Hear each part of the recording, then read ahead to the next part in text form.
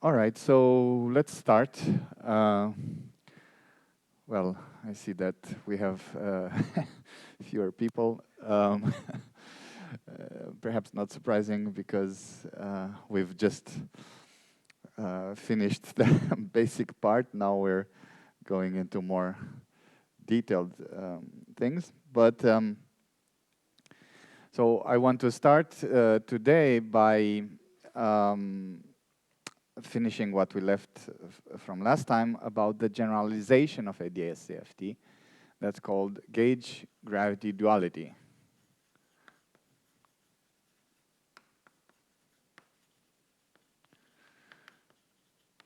And so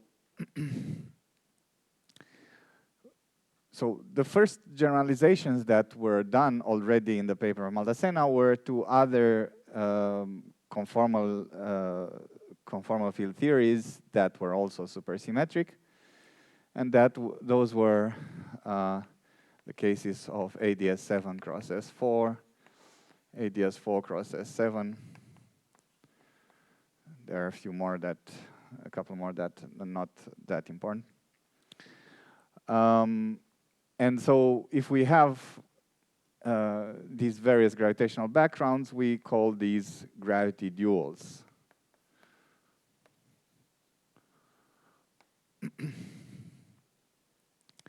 But then,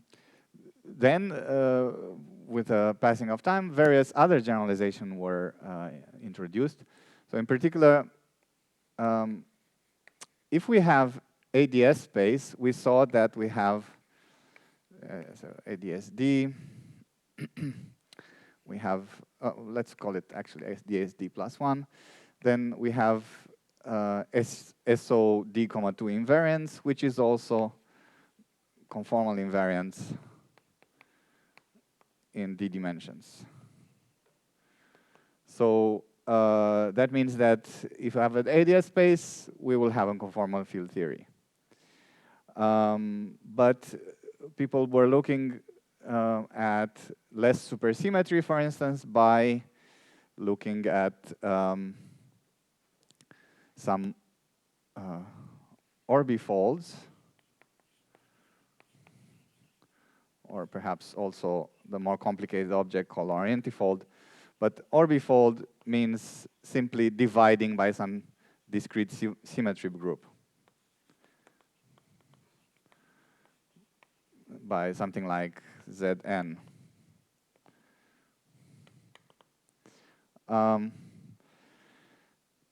So this led to less supersymmetry.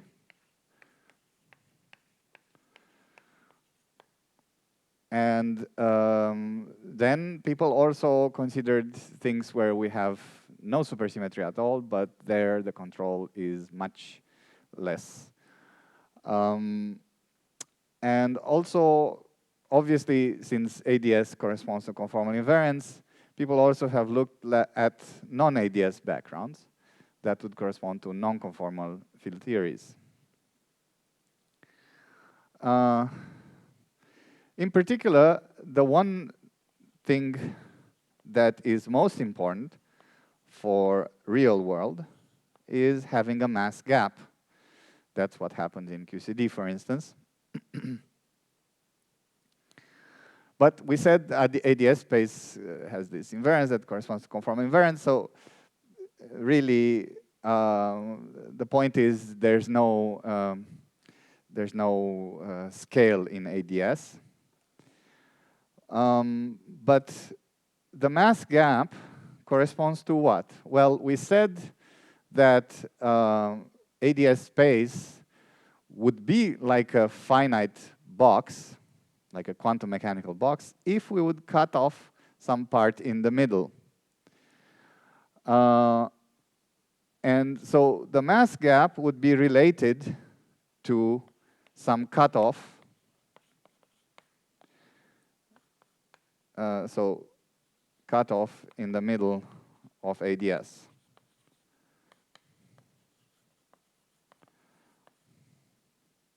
So that's the simplest thing that we could do. We could take the AdS cylinder and cut out a little cylinder in the middle.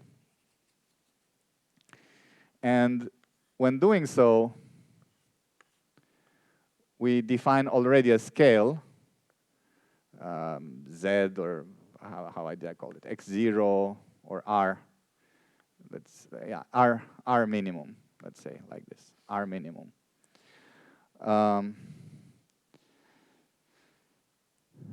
So that scale R minimum is related to the mass scale.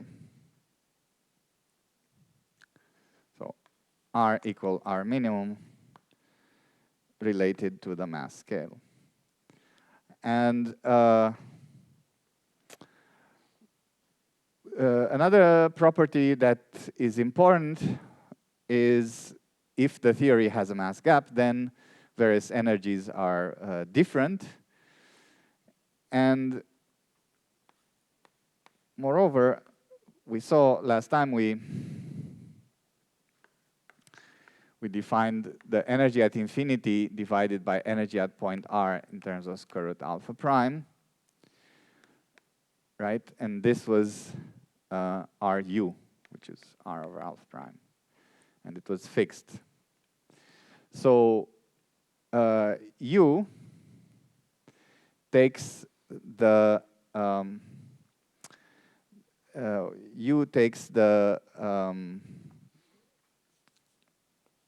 has the meaning of energy,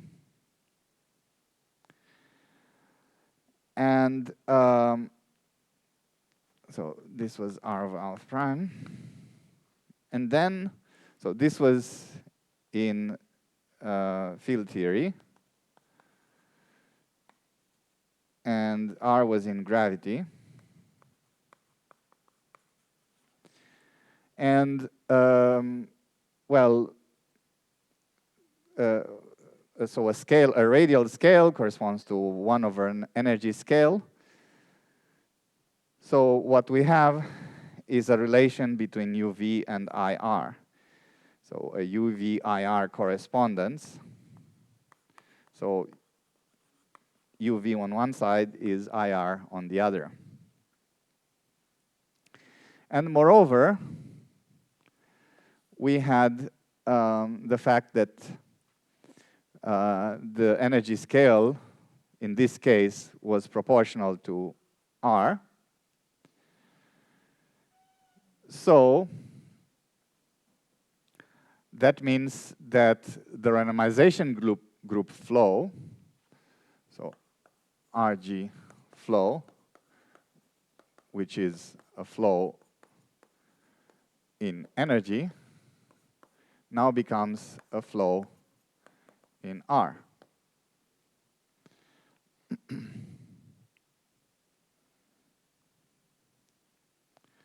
Okay, some minimal ingredients to simulate QCD are then as follows. Well, so for QCD, simulate QCD. Well, we want a large N gauge theory. You note large N was needed because of the 't Hooft limit. So for small GS corrections. Then we said in the case of AdS, we identified the boundary at infinity as the place where the field theory lives, just because of the decoupled limit of the systems of branes. But now we see that it's better actually to think, since the energy scale is proportional to R, it's better to think of the field theory at some energy so field theory at some energy related to gravity dual at position R.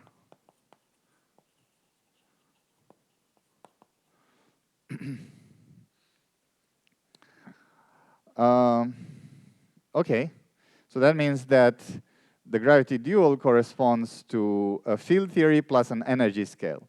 So another way of saying that would be that gauge gravity duality in this case geometrizes the RG flow or the energy scale, right? That's another way of saying it.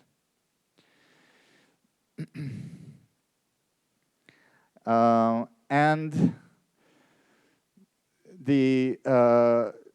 it's important that the gauge group in the gauge theory does not appear in gravity, not present in gravity, because in gravity we only look at gauge invariant operators, and the only reason we know that it's a large N theory, we know that there's an N that appears there as, well, in the derivation of Maldacena, this was a number of D3 branes. Okay, so how about mapping the field theory against the gravity dual? Well, one thing that was important in the derivation, well, not in the derivation, I should say, in the motivation of AdS-CFT, was the fact that the symmetries were the same. So symmetries of the Minkowski CFT are isometries in gravity dual, right?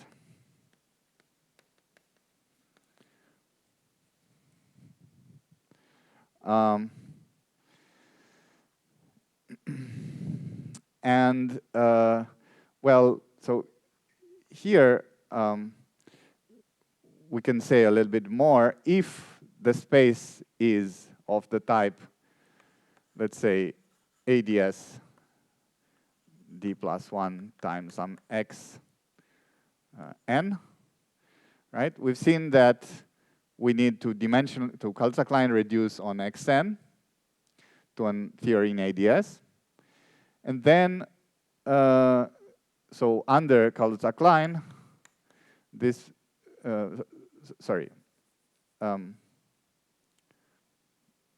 So these were actually symmetries of the compact space. So we had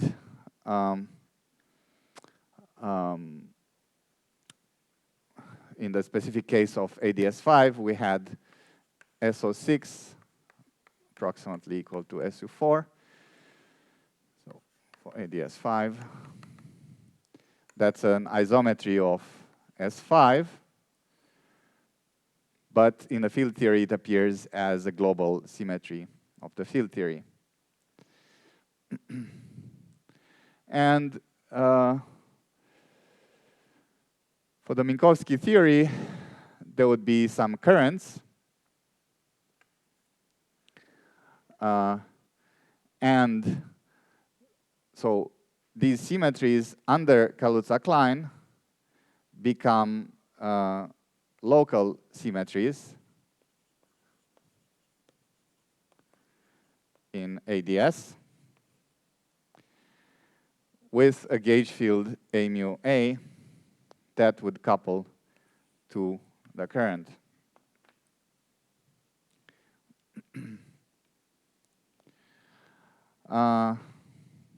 In particular, well, not in particular a special case, but we can consider the translations P mu, right? These would couple to, so these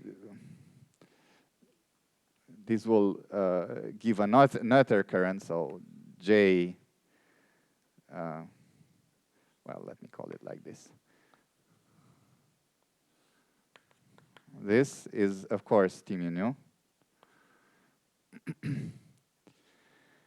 And the local symmetry that corresponds to them is the metric, right? So then so these are global symmetries, and here in AdS, these correspond to diffeomorphism, general coordinate transformations. Okay.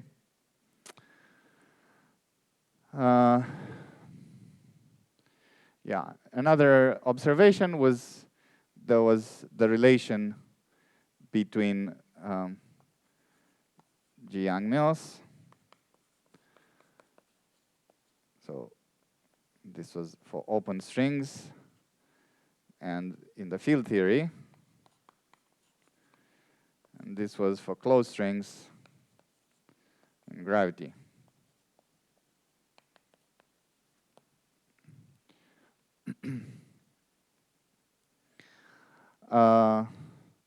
And then for gauge invariant operators, we saw, so gauge invariant operators, gauge invariant operators. These correspond to fields, so fields in supergravity, right?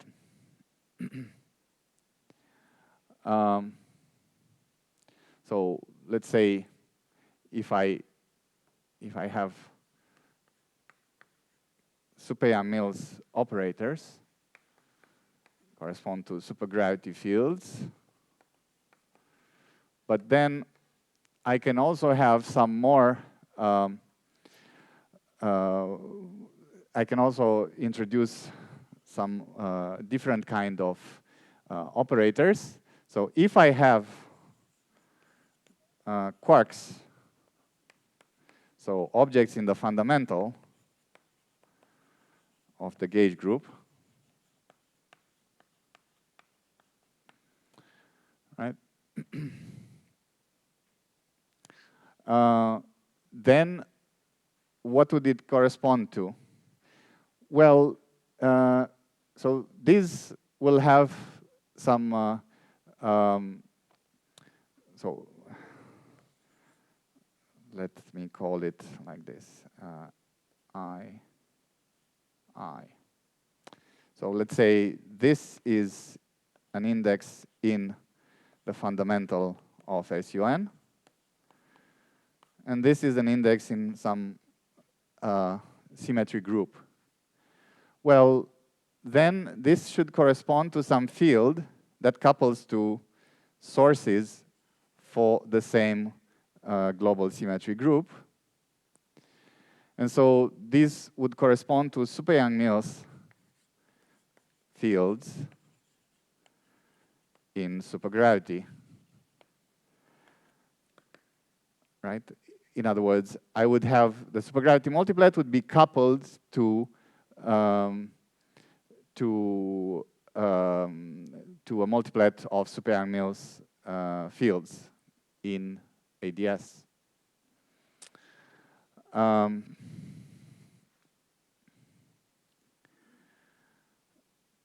But of course, the operator, in terms of operators, the operators that we'll be talking about still need to be gauge invariant. So this would be something like this.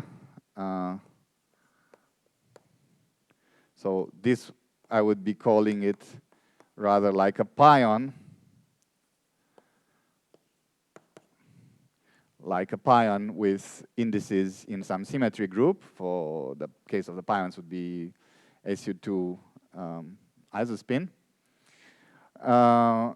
And this would correspond to these, this would be sources for the super Young-Mills fields. Okay?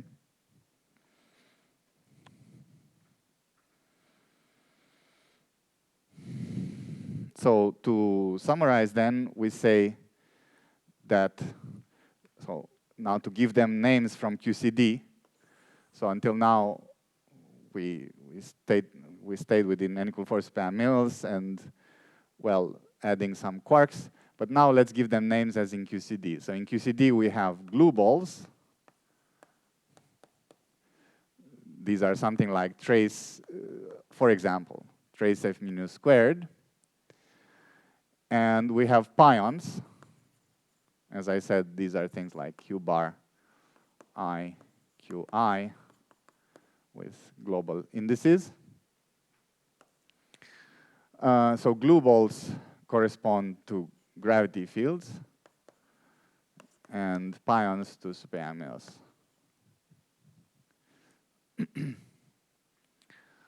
Okay.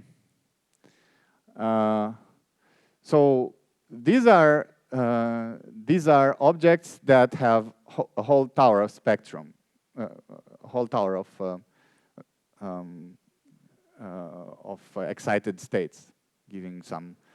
So glue balls. I mean, we have, it's not even clear that we have seen a glue ball, but certainly they're supposed to be in excited states. And the pion also have towers of excited states. So the mass spectra for these should correspond to mass spectra for gravity fields. Well, gravity or superamines. Okay. Then in QCD, besides glue balls and, well, mesons in general, I've said pions because that's the easiest to understand example, but in general would be called mesons, right? So besides glue balls and mesons, we have the more common actually, right? Baryons, which includes the neutron and the proton. So the baryons include more than two fields. The baryons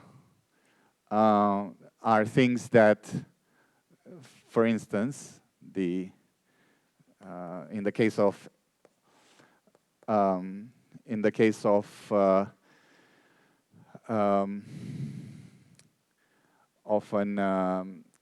SU3, in the case of an SU3 gauge group, which is true for QCD, we would have three fields. So this would be written as epsilon ijk, qii, qjj, qkk. Right? So now,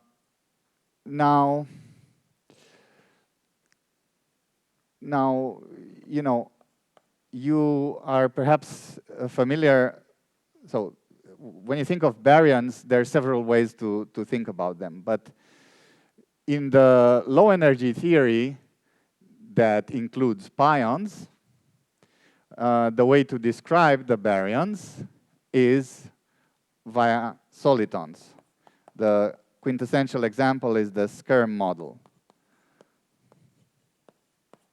So topological solitons.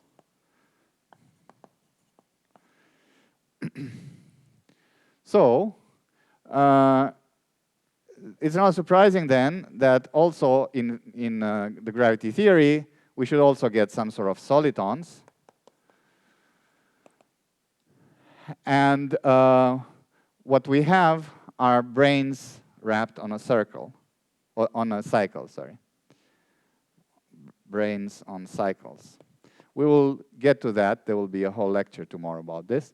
But just want to preview this. So it's kind of natural if we have solitonic objects in the field theory, they should correspond to some solitonic objects in the gravity theory.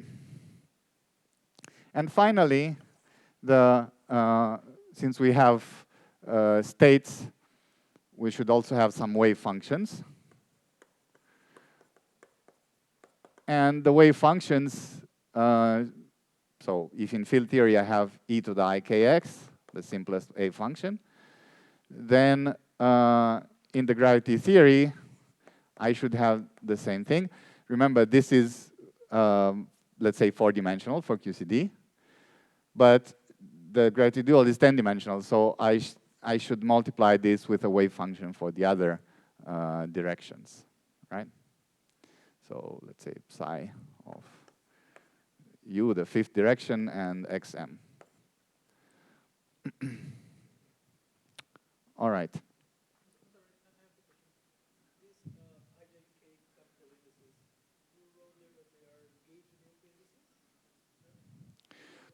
No, gauge group indices, sorry.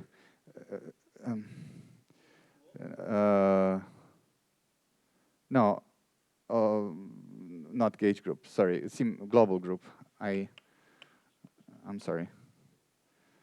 Yeah, so I is the fundamental in the gauge group, and yeah, so is this G, which I left as a global symmetry group. Yeah. All right. So what are some general properties of these gravity duals for QCD-like theories? Well, certainly at high energy, it should be conformal. So that's true for any theory, because all mass scale become irrelevant at high enough energies. But in particular, due to our description that the energy is related to U, so high energy means large U. So at large U, that means we need to have the corresponding to a conformal theory, which means AdS, right? So at large U, we should have AdS5 times some compact space that describes the global symmetries. What can happen is that we could also have not exactly AdS, but with some subleading corrections to the metric. Then on the opposite side, at low energies, we can have a mass gap. We need to have a mass gap if we were to describe some QCD-like theory, which, as we said, corresponds to some minimum value of R, or in other words, a minimum value of U. So E min, the mass gap, correspond to U min, R min.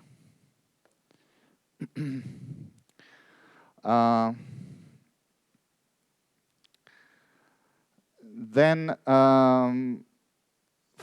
in order to introduce fundamental quarks, we said that we need super-Young-Mills fields in the gravity dual. So how do we get that? Well, that happens by introducing open string modes on some brane, right? In string theory, super-Young-Mills fields appear as open string modes on some brane.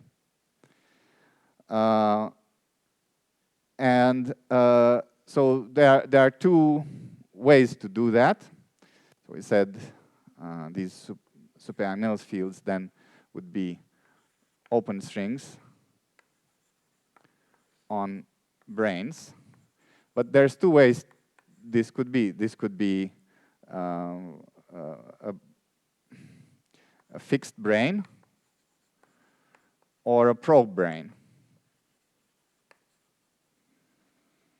Probe brane means something that doesn't curve the space, doesn't have any effect on the gravity dual, and we're just introducing it in order to probe the theory, to see what happens to the theory. But fixed brane would be something that either curves or changes the gravity dual in some way. And then, as we said, the global symmetries like the flavor SU2, isospin SU2, for instance, or in supersymmetric theories, R symmetry. That should correspond to an identical isometry of the compact space XM, as we said.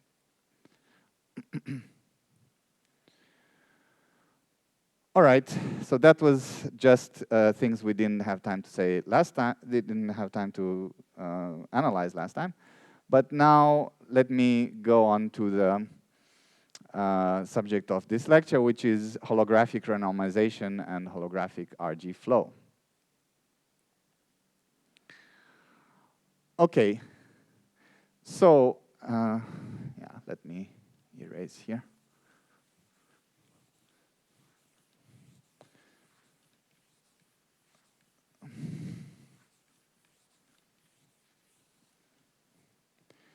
So we've dealt with AdS-CFT, and we said, well, we have some correspondence between correlators in field theory and correlators in, boundary correlators in the gravity dual.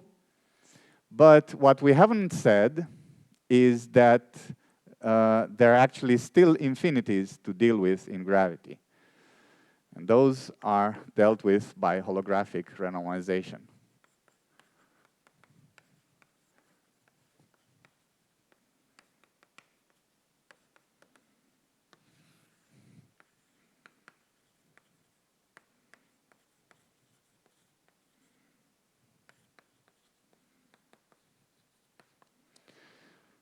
So the simplest way to see it, as seen there on page 90, is that if I integrate, so just the volume of space, right? So the on-shell supergravity action contains certainly the volume, so the integral over square root of g, and that becomes integral dx0 over x0 to the d plus 1.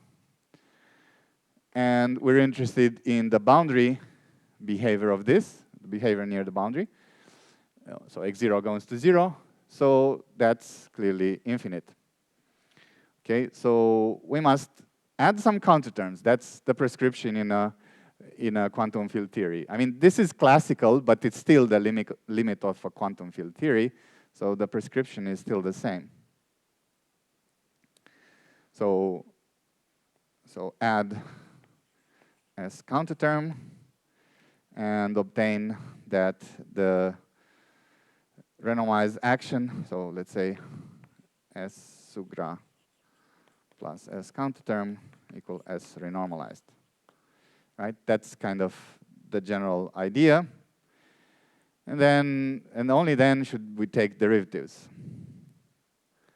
But there will be some subtleties compared to usual quantum field theory, which we'll get to.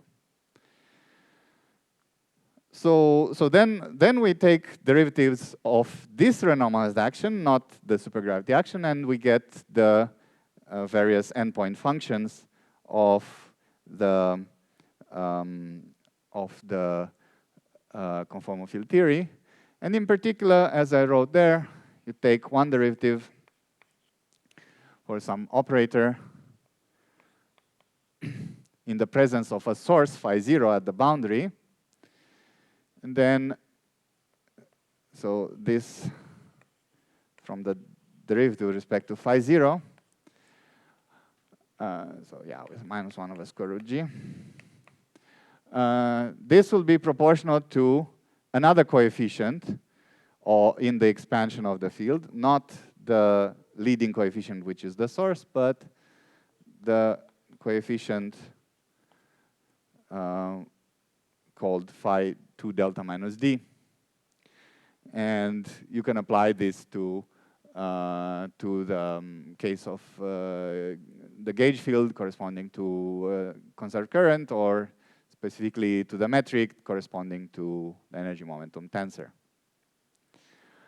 So, oh wow, Jesus, that's some sort of very, very tough storm. Anyway. So this phi to delta minus d, as written there on page 90, is the coefficient of the expansion. So the expansion, so let's say coefficient of expansion in Z or x0. So the corresponding power. But coefficient of expansion of the exact solution. It's very important because it's the exact solution. Because what we did say before was that these two coefficients, phi 0, phi 2 delta minus d, in terms of just the boundary expansion of the fields, there were two independent solutions, right? So if you just expand near the boundary, this will be independent coefficients. But if you have the full solution that is valid throughout the space, including in the middle, then you take that and you expand it and you find this. All right, we'll explain that a little bit more. But then, so this is the 1-point function in the presence of phi 0. So I haven't put the source to 0. I just kept it because I take the exact solution that has in it phi 0 dependence, and I expand it. But then this, the higher endpoint functions are obtained by taking further derivatives, as you remember. So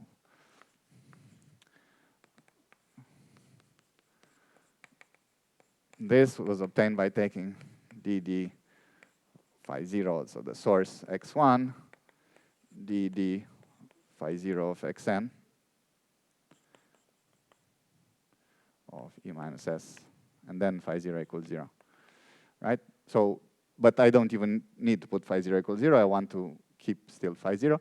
So then I keep taking derivatives, and I get what I wrote there. So since the 1-point function in the presence of phi 0 is proportional to this phi, then the endpoint functions are derivatives with respect to phi 0 of this phi to delta minus d. Okay?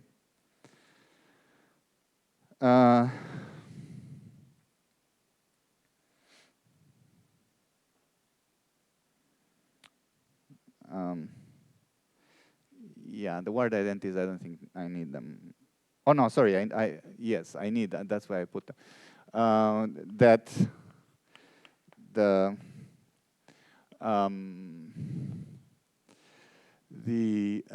trace of the energy momentum tensor in the presence of the source for the boundary metric is the anomaly, more precisely the Weil anomaly. So for a Weil invariant theory, the trace of the energy momentum tensor is 0. So the fact that in the quantum theory this is non-zero is an anomaly. And we'll actually need that. That's why I wrote it. All right, so let's see the asymptotic expansion. So the asymptotic expansion of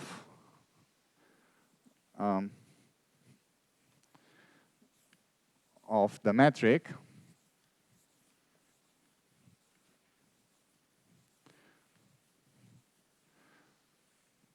we said that we want the theory to be asymptotically AdS, or maybe AdS with some corrections. So then I write, so I put the notation Z because that's more common in this renormalization, holographic renormalization. But before I called it x0, it's the same thing. So 1 over z squared dz squared plus gij dxi dxj. And this, of course, in the limit of the boundary, this is supposed to be just flat metric, or in this case, I generalize it by putting a G0. Okay? And then I expand this as a function of Z, Z G1, Z squared G2, and so on. However, for the metric, you can actually show that so if we just have pure gravity,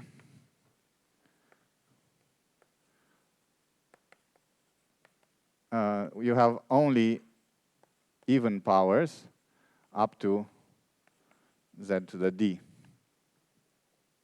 Otherwise, you can have all these powers. And so if I put, so I write the metric in this form near the boundary, and then I plug into the Einstein equation, and I expand in Z, the Einstein equation, right? Now, so the Einstein equation, therefore, will relate to the higher coefficient, higher dimensional coefficients in terms of the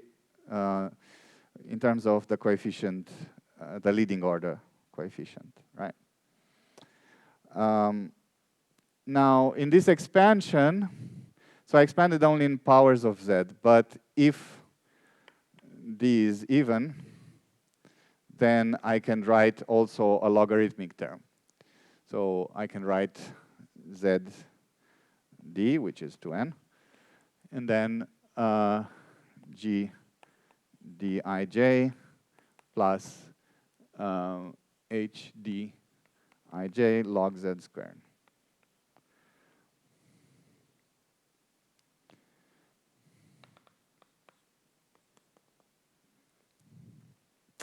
Okay.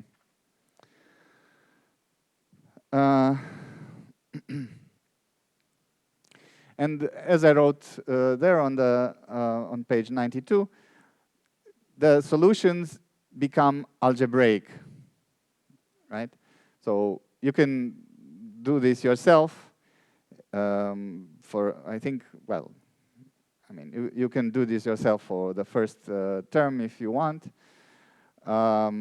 But I think it's kind of clear because you're taking an expansion and yeah, so you're taking an expansion in Z, and that's the only non-trivial direction. So yeah, then it's kind of obvious that the higher coefficient are written as algebraic function of the lower coefficient. However, what's non-trivial is that this new function, if I have even dimension, then this new function HD is actually independent, and it's given by the variation of the conformal or Weil anomaly with respect to the metric. So that's why I wrote this thing here. Okay, so that was for the metric. Now, the metric is kind of special, but let me consider some other field, and I will have in mind a scalar field, but it's valid more generally. So then, near the boundary, this would have some leading behavior. So phi 0, right? So we've seen that, for instance, for a massive scalar field, that's what happens. The leading behavior is non-trivial. So for the massless one, I have a solution which just gives phi 0, but for the massive ones, I have a solution with non-zero power in here. And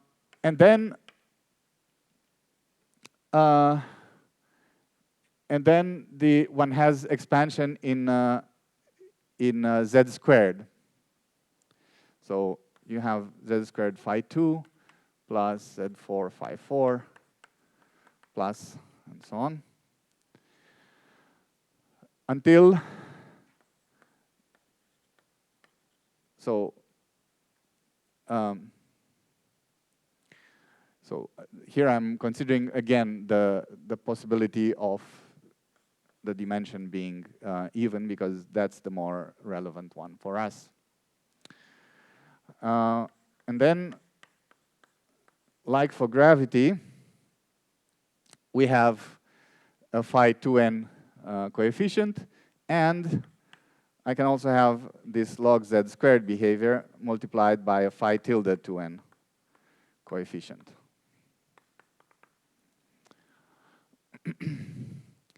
And now,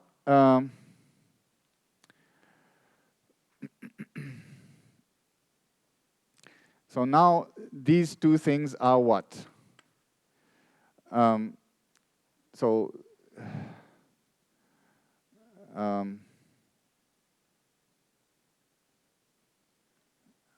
a little bit confused about the notation, but anyway, so this was the coefficient of the leading term. We've defined it as being the source, right? We've said that in particular in the massless case, there was no such thing, and then that was kind of obvious. But also in the massive case, we get a power law in front, a delta in front, but it's still the coefficient is still related to the source, and the other coefficient, this one, so this coefficient of z to the m plus 2n, is the other possible behavior near the boundary. The other behavior. Okay, so that was a priori independent. Right, so we had the two possibilities. You're solving the Klein-Gordon equation near boundary. You get z to the m and z to the m plus 2n. So we said last time, we've said that if this is the source, this corresponds to the operator expectation value, right? Phi n or phi n, right? Or to the state.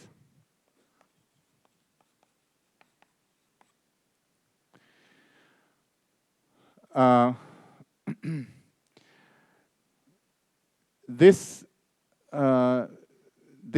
phi tilde 2n, however, is new.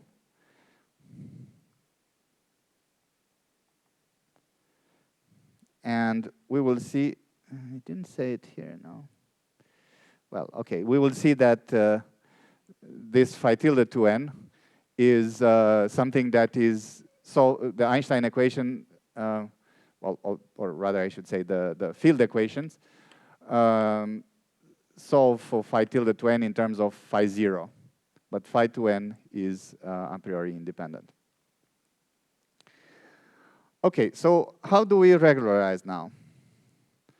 Well, it's kind of clear that we should regularize by putting the boundary at an epsilon instead of z equal to 0. And the regularized action is written over there. It has various powers of epsilon, and it has a leading power that is divergent when epsilon goes to 0, because of what we wrote in here.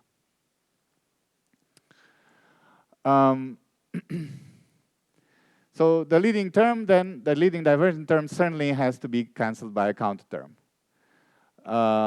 And as in usual quantum field theory, we could choose various subtraction schemes. You can subtract certainly the divergence, but maybe also some finite part. But the minimal subtraction scheme is where I just subtract the infinity, the divergence in epsilon. And as we said, the subtracted, so now, yeah, so, so here I wrote this, but I said we have to remember that there's a subtlety. So this is not quite correct. What we have, we say the subtracted action is the supergravity action plus the counter term.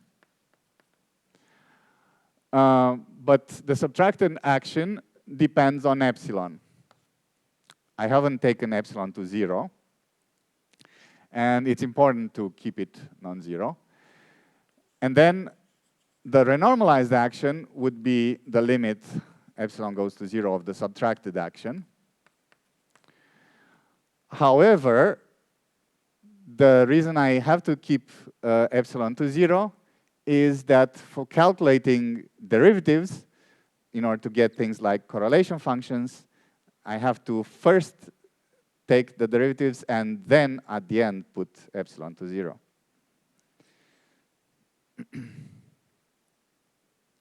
So in particular, the one-point function, as we said, the one-point function, well, we wrote it here.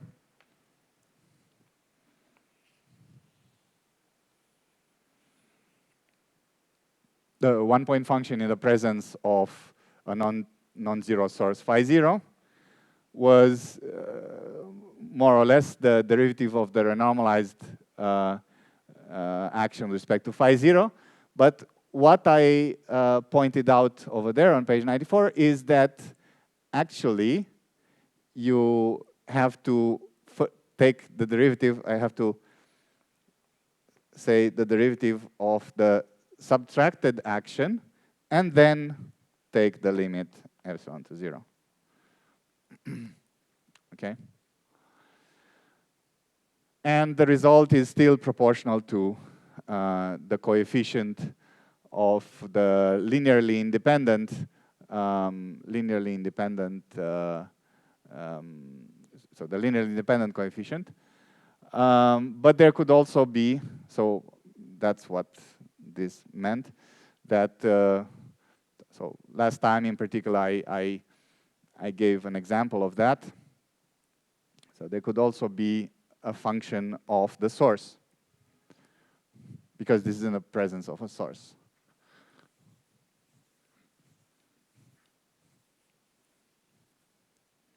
So we can have then O in the presence of a source as phi 2n plus a function of the source.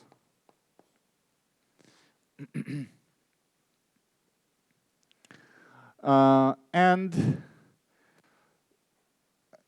we said that the renormalization group corresponds in the gravity dual to motion in the radial direction. So motion in energy in the field theory corresponds to motion in the radial direction in the gravity dual. So another way of saying it, if I consider diffeomorphisms in the bulk that give Weyl transformations on the boundary, scale transformations on the boundary, then these will give the equivalent of RG transformations, RG flow. All right, let's do the example of a massive scalar. That's the easiest and most relevant. So, so first I write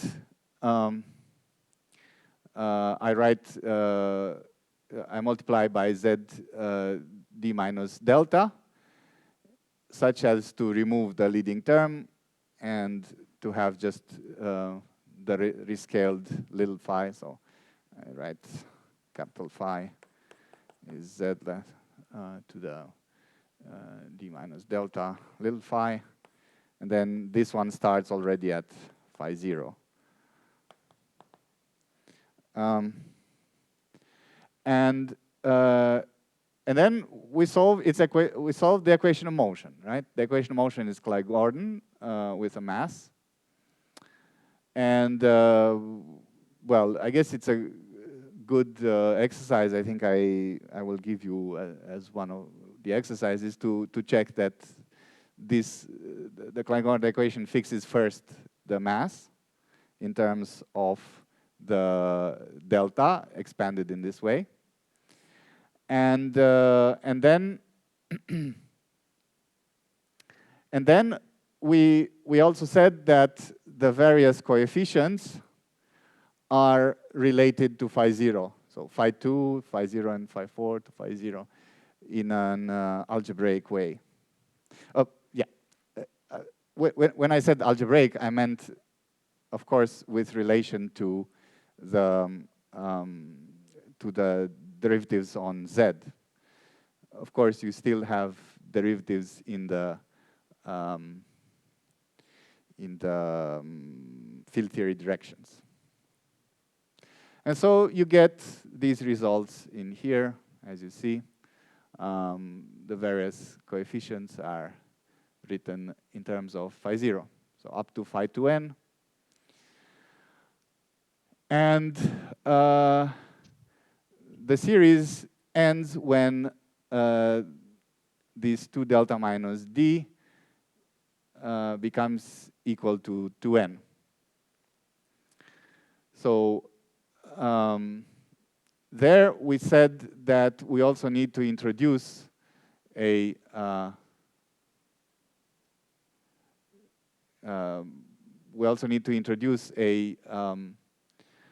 log z squared term. So we called it phi tilde times log z squared.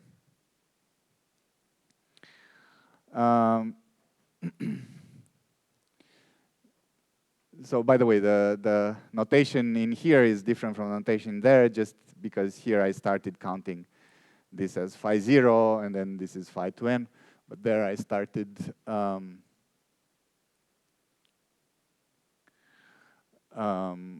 2n is 2 delta minus d, phi 2 delta minus d, and otherwise this is the same.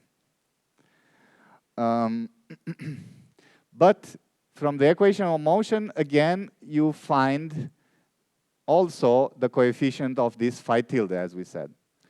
The coefficient of this phi tilde, function of this, the coefficient of log z squared, this phi tilde, is obtained as a function of phi 0. But not the other one. This phi 2n, which is also phi 2 delta minus d there, is not obtained.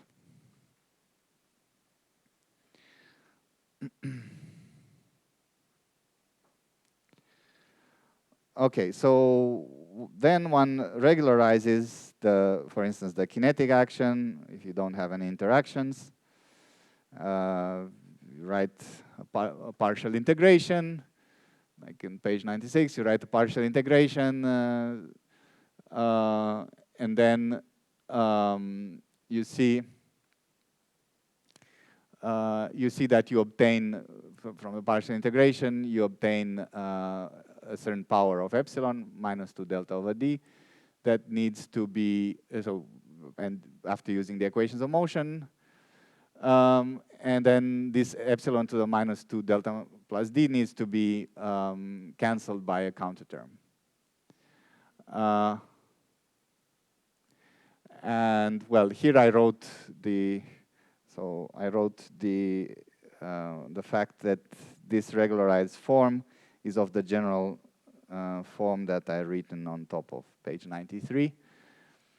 Yeah, with S2, S0, S2, and S2 new, and so on. Okay.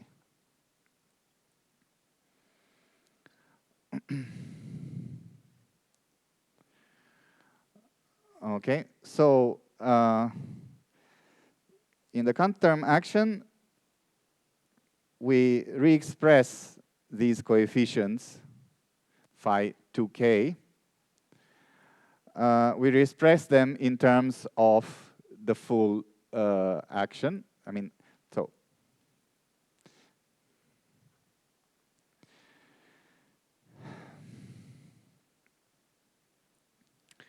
the result for the regularized action contains various phi zeros, various phi 2k's, phi 0, phi 2, phi 4, and so on. And then some powers of epsilon. But I need to write, I cannot write a regularized form that depends on coefficients. I have to write it as a function of the fields. So I have to re-express the coefficients, phi 0, phi 2, and so on, as a function of the fields, and then plug back into the regularized action, and obtain a counter term written as some function of the fields, as written in here.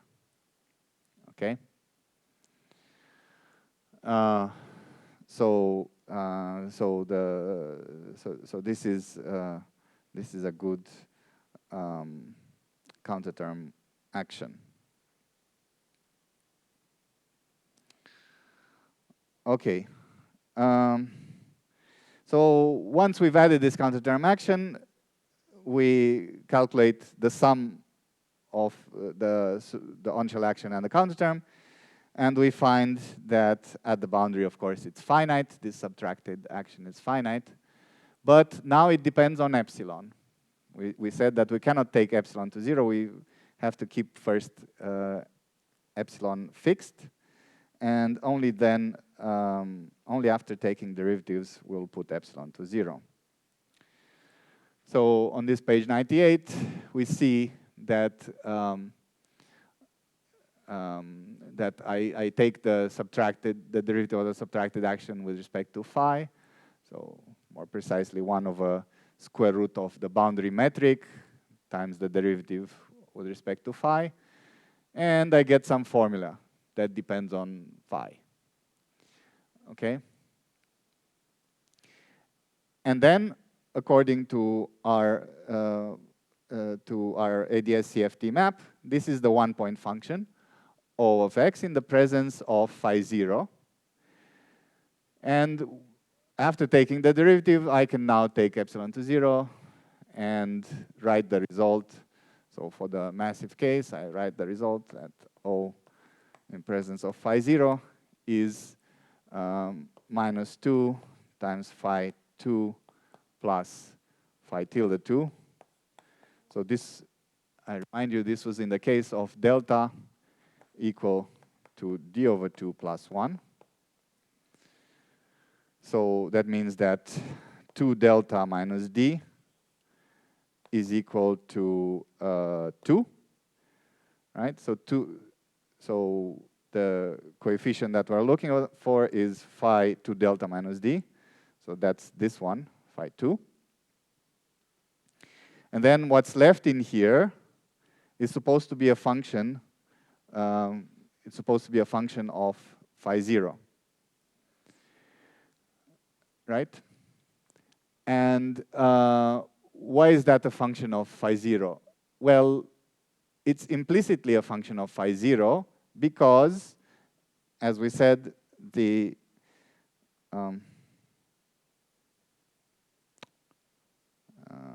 where did I say it? Yeah, here. So phi tilde 2 delta minus d is, in this particular case, for the massive case, this was a massive scalar case, was a function of phi 0 given here. Okay.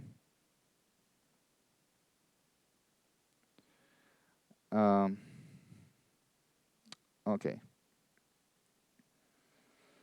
And this was in a particular case, but one can prove this formula in more generality. One can prove that the one-point function has to be the coefficient of 2 delta minus d plus a function of phi 0.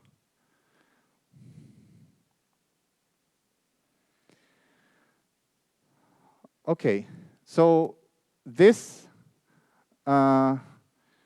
this proves also in more detail what we had said in more not in more detail, but in a more correct manner, once we have taken out the divergences, the statement that we made last time, that this guy, phi 2 delta minus d, the second possible behavior, gave the operator expectation values.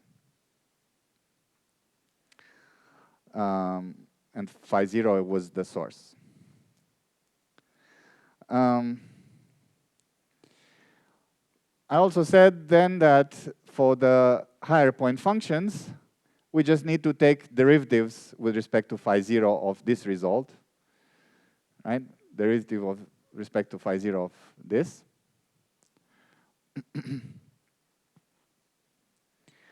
But how do we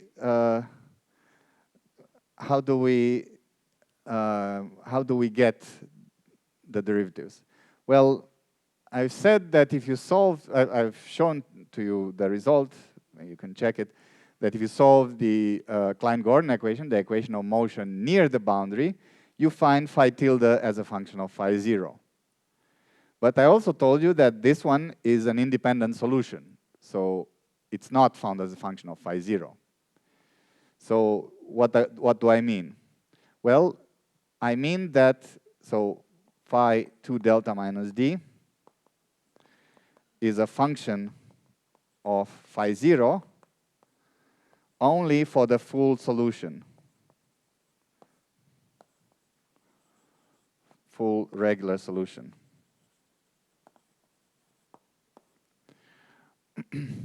Okay, so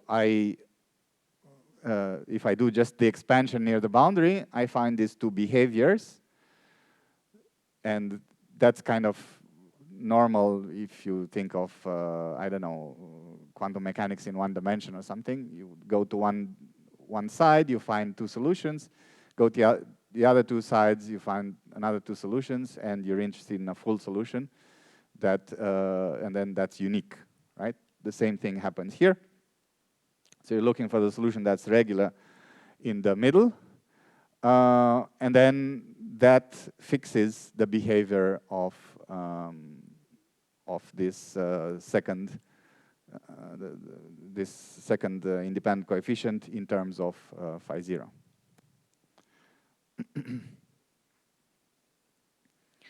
I wrote here an example to see how this is in 4 dimensions, and for delta equal to 3. Then the exact solution, the exact solution is written over there with a Bessel function K1. And you expand this near the boundary, you get various coefficients, and so you can calculate phi tilde and phi 2. And then O, the operator, one-point function becomes just phi 0 times stuff. And that means that if I take a second derivative with respect to phi 0, now I get just a fixed result, right? So I take the second derivative with respect to phi 0. So, and then in momentum space, this becomes so the derivative of O phi 0 respect to phi 0. And this becomes k squared over 2 log k squared plus plus contact terms. And then you can transform to X space, and then OO in X space goes like 1 over X, 1 over X to the 6th. Yeah, this has dimension 3. So that's the correct dimension. And then this R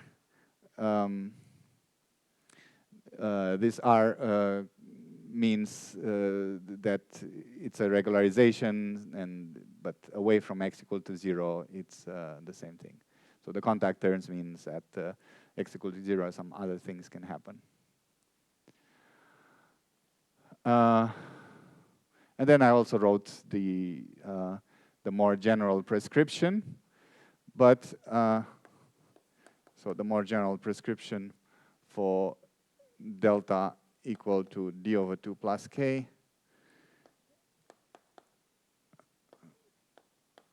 is for the 2-point function 2 delta minus d, then gamma of d, gamma of delta over pi d over 2, gamma of delta minus d over 2 times this r 1 over x 2 delta.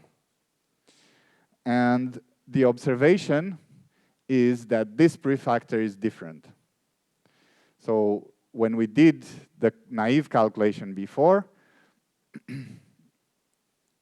either with bulk to boundary propagator or more naively just by doing a partial integration, there we ignored the infinities.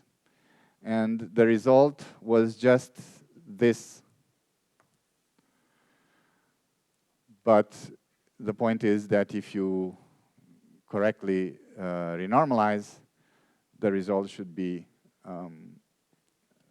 with this factor of 2 delta minus d. Okay? So, yeah, I mean, for the 2-point function, you could say, well, I just redefine the operators or something. But, okay, but then the 3-point function is fixed. So in any case, this value has physical meaning.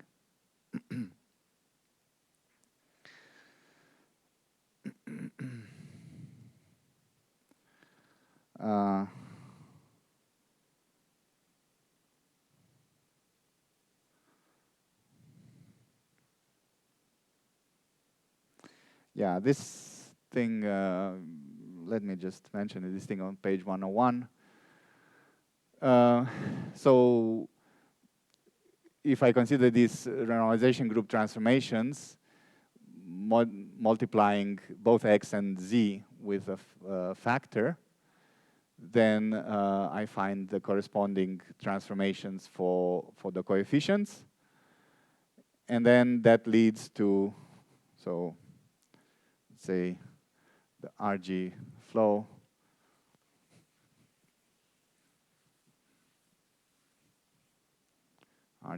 mu dd mu phi 0 of mu x is delta minus d phi 0 of mu x.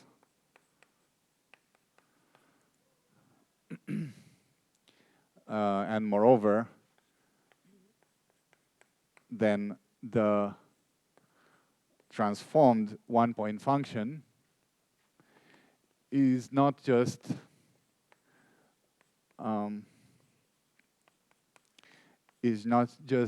the expected behavior for multiplication by a scale, but also has this extra term.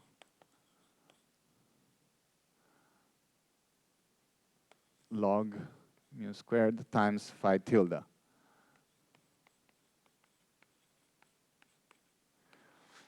And so this is what we would expect if the scaling variance would be preserved, right? I said that the operator has dimension delta, so yeah, that would be the transformation. But now there's this extra term that depends on phi tilde 2 delta minus d. So as advertised, phi tilde 2 delta minus d is actually related to the conformal anomaly. The anomaly and the conformal or Weil transformations.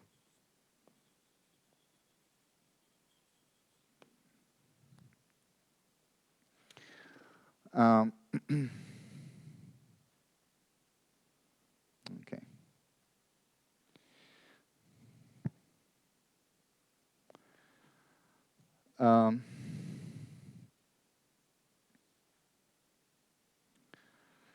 So the holographic RG flow now. So this is a new, this is an independent issue, an independent subject. But I already said a few things. So in particular, we ended with this. We saw that the RG flow was obtained from the renormalized action. But now I want to define RG flow in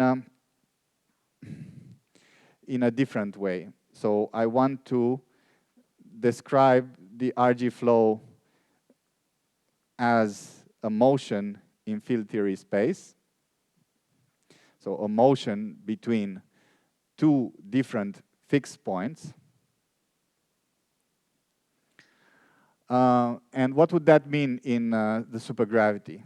Well, it can only mean one thing. It can mean that I have a motion in R, after all, or U. After all, that was the coordinate dual to the energy or RG flow coordinate. So RG flow between fixed points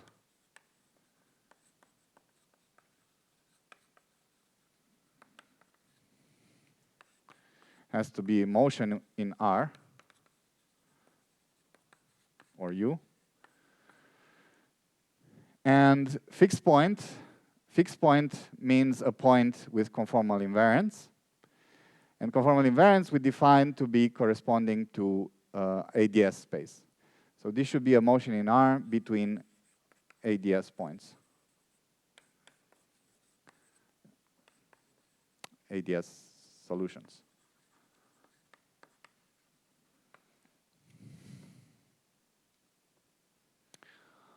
And an RG flow between fixed points is initiated by a small perturbation that is a relevant deformation. So this would be initiated by relevant deformations.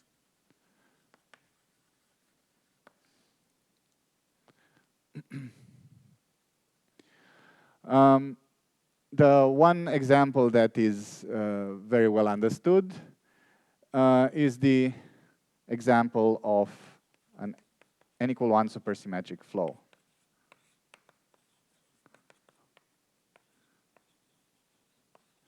That is to say, on the flow itself, we still have n=1 supersymmetry.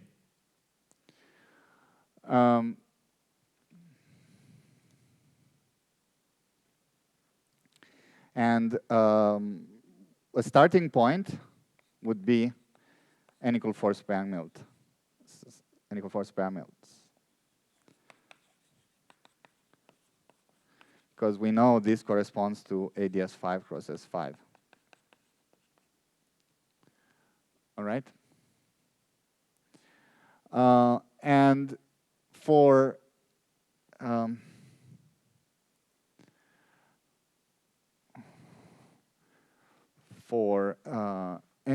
Spang-Milts,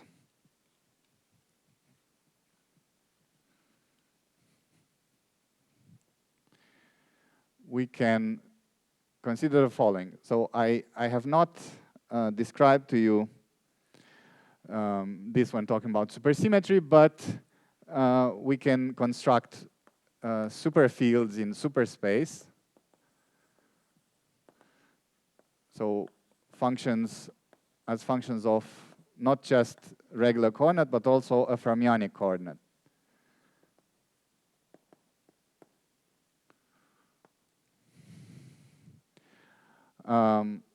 So in particular, for a chiral multiplet, which is a scalar plus a fermion, complex scalar.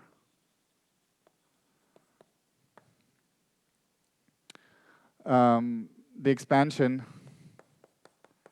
the superfield is phi of x and theta, and the expansion is written as phi of y and theta, where I just expand the first coefficient is just the complex scalar, then square root of 2 theta times the fermion. And then, so the advantage of the superfield is that it's automatically supersymmetric off shell, which means that it contains all the auxiliary fields. So in this case, it contains the complex scalar, but also contains a complex auxiliary field F. And here y is, so y mu is x mu minus theta bar gamma mu theta. Sorry, plus I, actually.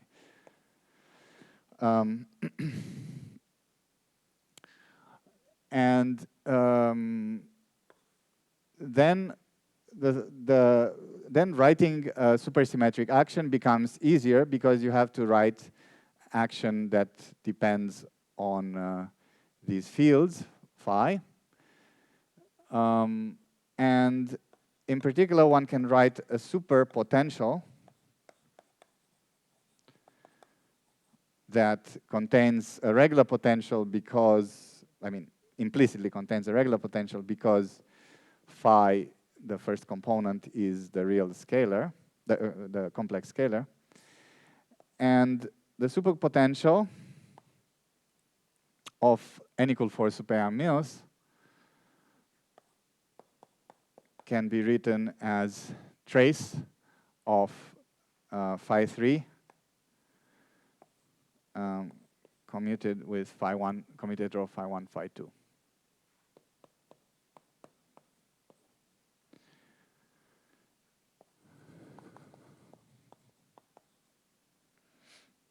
So the superpotential is a holomorphic function, meaning a function that depends on phi, not on phi bar.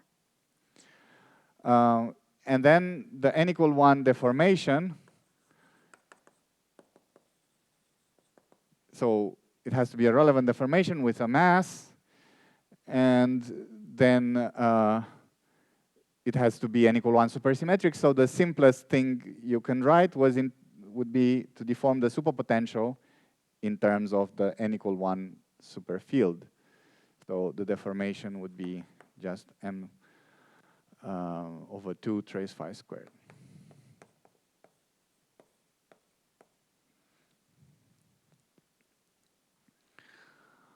Okay.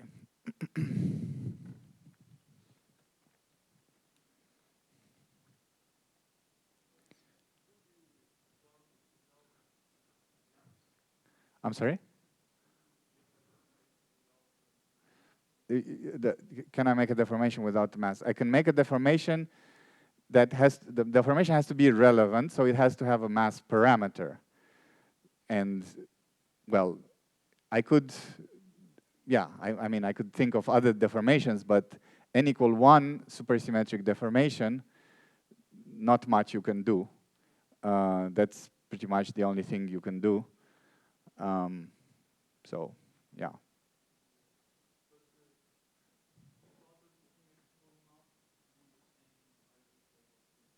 Yeah. So each particular deformation will correspond to a different different RG flow. Okay. In 4 dimensions, there are 2 anomaly coefficients that characterize the fixed points. You have the central charges C and A.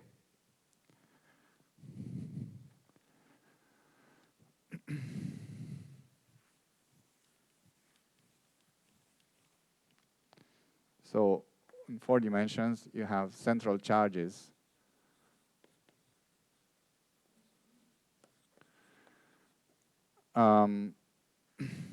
So in 2 dimensions, you had only one central charge, C.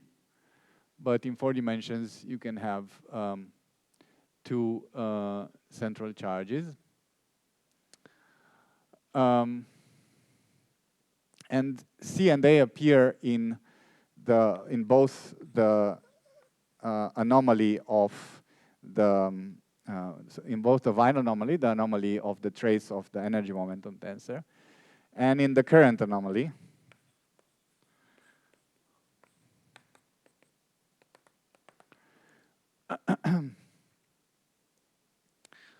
And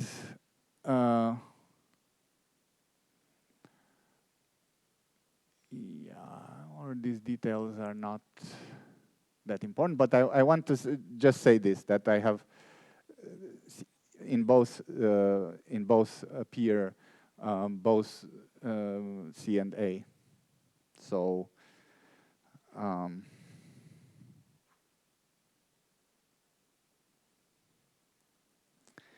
what are central charges? Well, central charges roughly describe a number of degrees of freedom up to some normalization. So if you count the number of massless degrees of freedom in the conformal field theory, you get the central charge up to some normalization.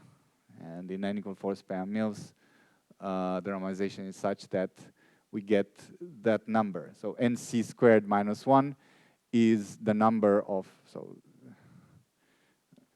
C n equal 4 span Mills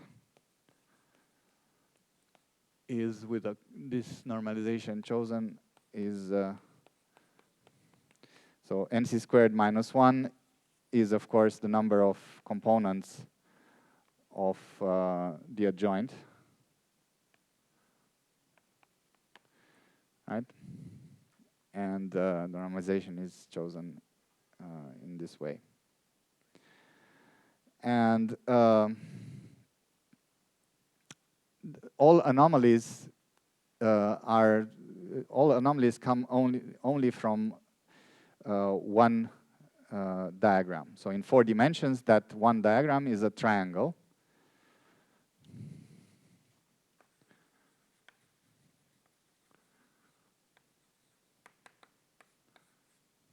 So only from in 6 dimension it would be a box and so on.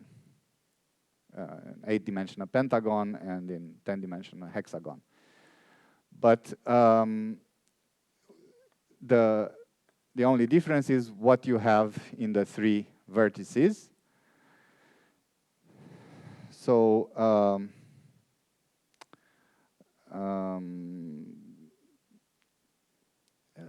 so what you have in the 3 vertices, and then what runs in the loop are chiral modes, which you can also count. So when you consider something like this, you put on one vertex the thing that the thing whose anomaly you're considering. So let's say in this case you put d mu j mu here, and then in the other 2 you consider the things that contribute to it. So in here there would be an epsilon mu rho sigma f mu f rho sigma. So this contains an A and another A. So this you could put an A and A, for instance. In here you also have, also in here, but you also have 2 Riemann tensors. So you can have gravitons in here, and so on. I mean, yeah, T mu nu, T mu nu.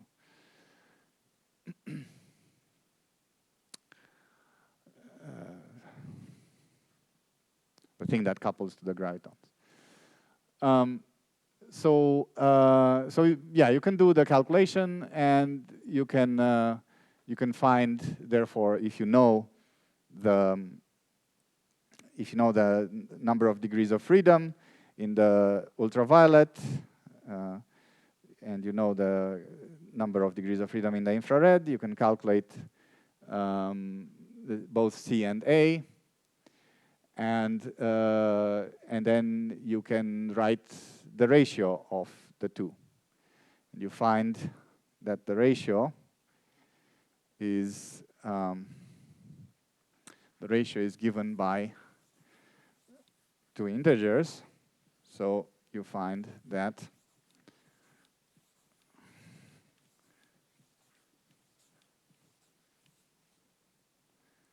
so AIR over AUV is the same as CIR over CUV is 27 over 32.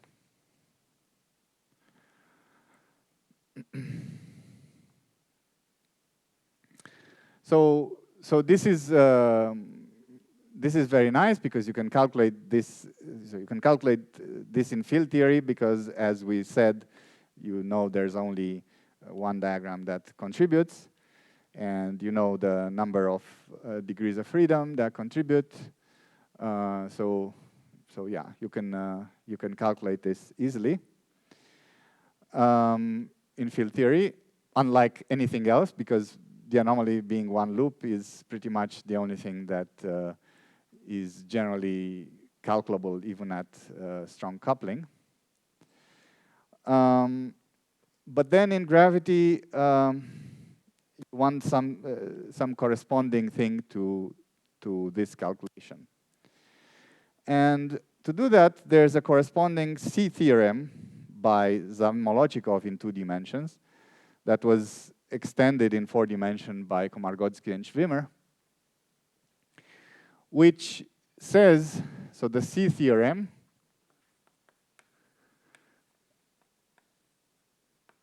says that there should be a function such that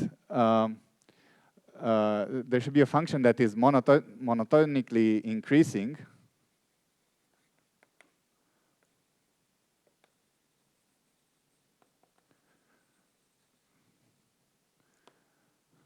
that that has the value that has CUV. Let's say the function in the UV is CUV, and the function in the IR is CIR. Okay, that's yeah. Okay, monotonically decreasing. Yes. So decreasing, which means into the IR, because in the IR, at large distances, you always have a smaller number of degrees of freedom than in the UV, because you average over stuff.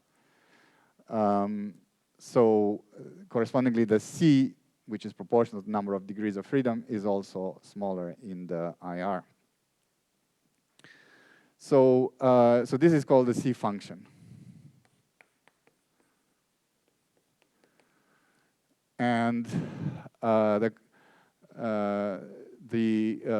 corresponding statement in 2 dimensions, in 4 dimensions, is for the A. So there's an A function. Okay.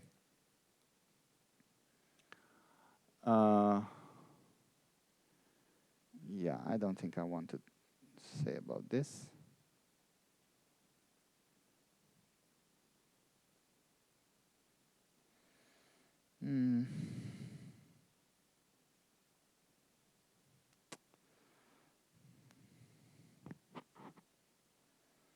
Now this is I think this is maybe important. All right, so one can calculate the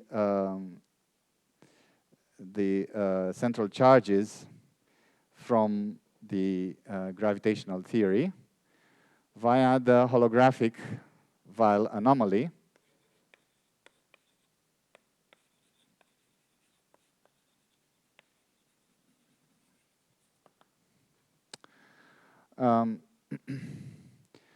I've told you that the holographic Weil anomaly was obtained from was obtained from the one-point function for t mu mu, which itself was, so this was, itself was obtained from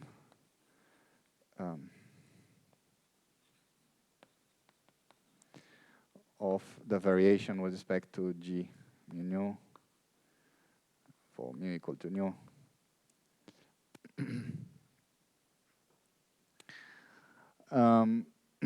Yeah, with square root minus gamma. So one can calculate the regularized action, and therefore the subtracted action, and it has a part. So the subtracted action has a part containing the anomaly, which, as we said, was due to the coefficient h. Yeah, how do we call it? Yeah, hij. I forget the number of the coefficient, but there was the coefficient of the log squared, log z squared term. So the anomaly comes from the coefficient of the log z squared term, which in turn leads to a certain coefficient in the finite action. And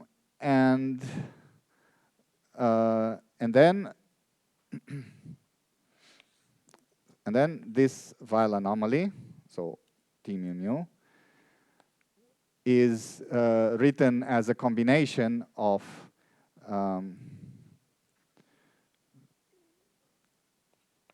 E4 and I4, which are some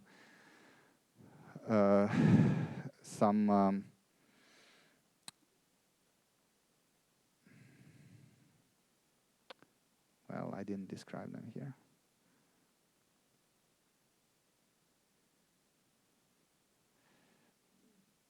No, this is. No.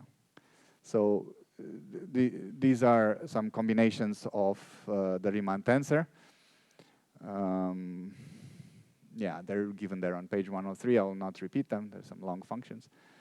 But in general, we expect the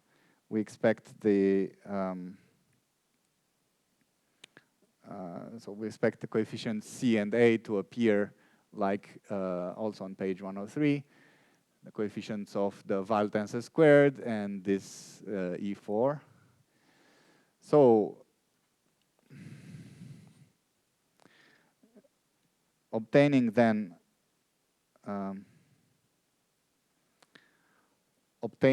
the anomaly in this way, we deduce that A equal to C equal to this form pi r cubed over 8 g Newton in finite dimension.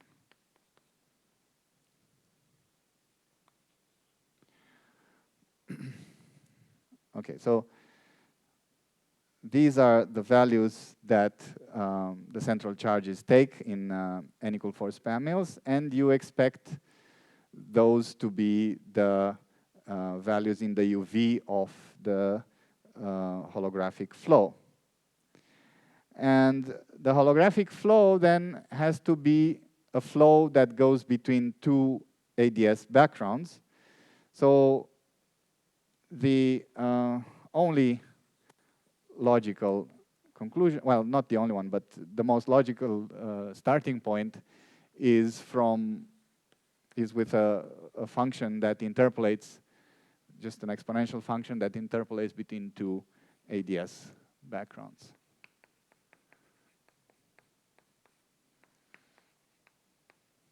Okay, so that's the most logical thing, because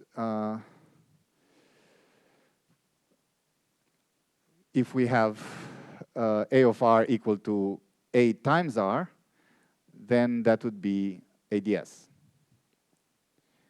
Okay, so between two AdS backgrounds, we expect to have some non-trivial function.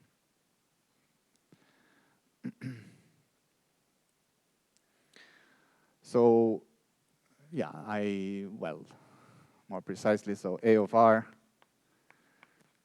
should be R over R1 and R over R2 in UV and IR. Okay. And then you consider something that interpolates between the two, and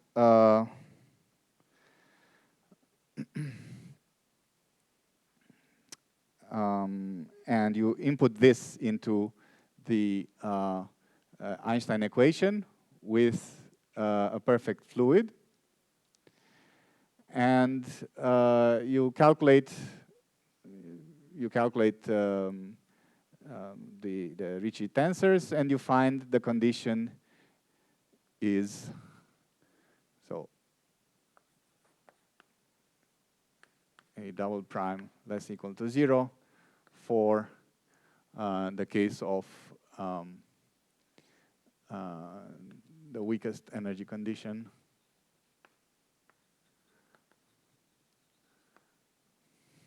which is rho plus p I equal to positive. Okay, and that means that we do have a function. Well, if A double prime is always negative or 0, means A prime is the candidate monotonical function. All the more so since you can calculate that indeed the endpoints correspond to these values. So in this case, then the A function is A prime, since we have A of R equal A0 over A prime d minus 1. So this would give the correct central charges. And okay, so with correct normalization, we have something like on top of page 108. So we have some numbers there, but basically 1 over A prime is the correct function.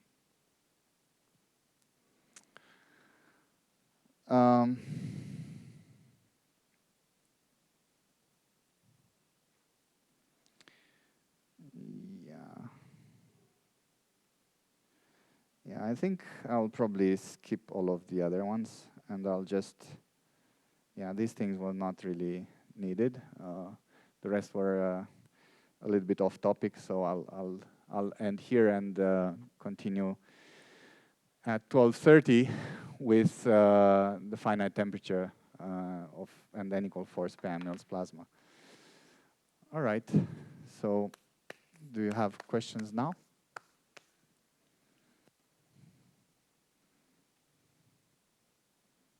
Yeah. Let me, yeah, makes sense.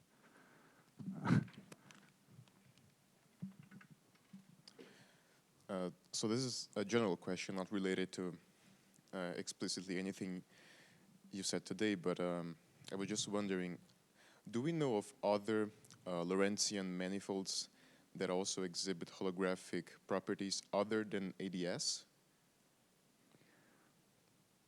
With less symmetry, for instance?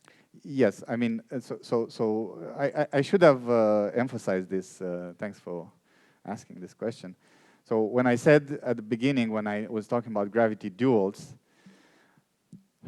I started with AdS, but then I said, actually, there are cases, excuse me, which are not of AdS type, which are nevertheless considered to be gravity duals.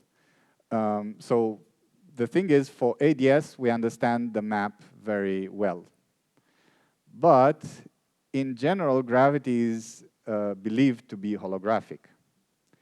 So that means that we should be able to describe, let's say, a 5-dimensional gravity theory in terms of a 4-dimensional field theory, always. That's a belief, so, I mean, you might take it as you want, because we haven't, you haven't have a mathematically rigorous proof of AdS-CFT in the AdS case, and so in other cases even less so. But this is how actually the idea of holography started with Susskind and what's the other? Well, yeah, I mean, Toft thought about it in some ways, but different ways. But the Susskind idea was more or less the following. You could, I mean, you could, I don't remember the full argument, but you could think of this the following. If you have some matter in some volume, then the matter could eventually collapse into a black hole, which has degrees of freedom only on its surface, because the entropy is proportional to the area. And so you can think of now of the whole gravitational theory being projected onto the surface of the black hole, roughly speaking, very roughly speaking. So that general idea tells you that gravity always should be holographic. Now, in the case of AdS-CFT, we have a concrete notion what that means, at least for AdS background. So in other case of other backgrounds, we could guess. And people have been writing many non-AdS backgrounds.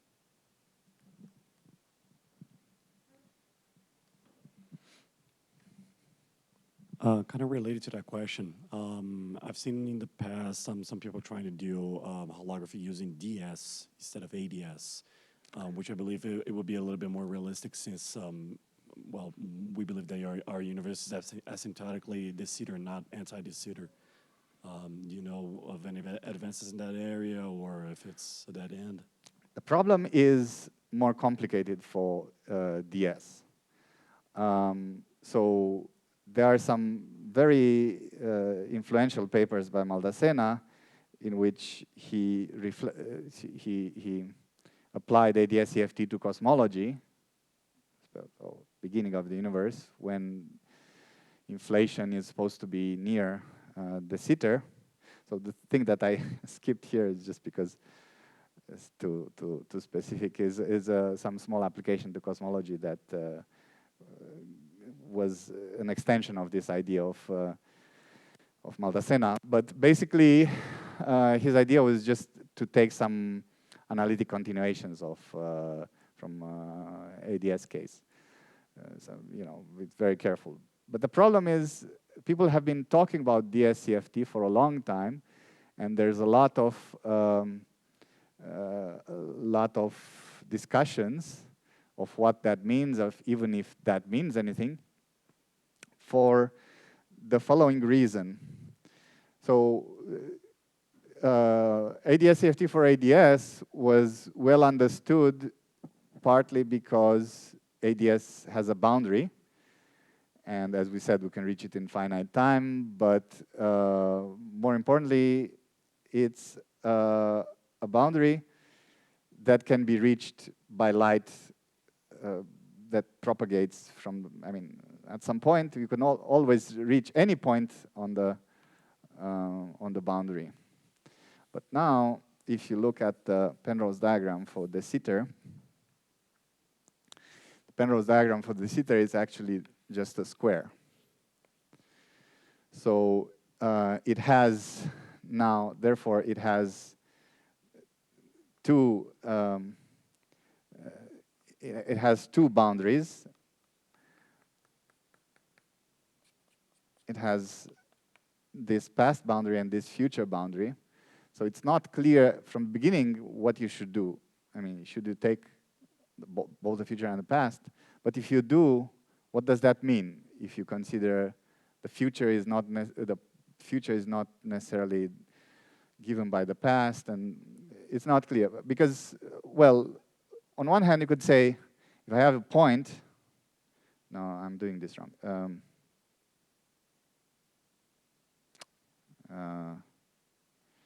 Yeah, something like this. If you have a point here, it will give a slice.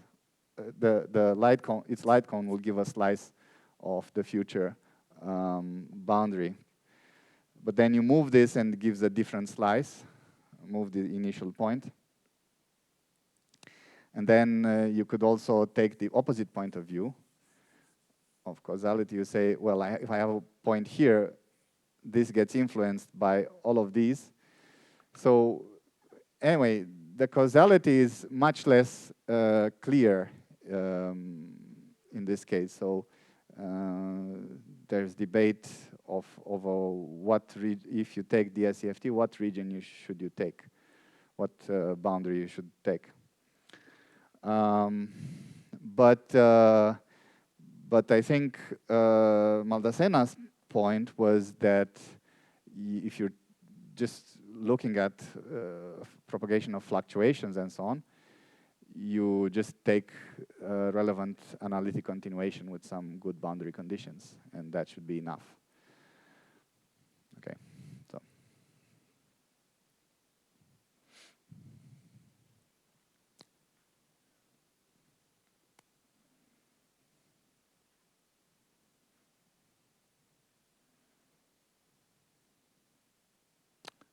Nobody from there? No? Okay. All right, so we'll see you in 40 minutes.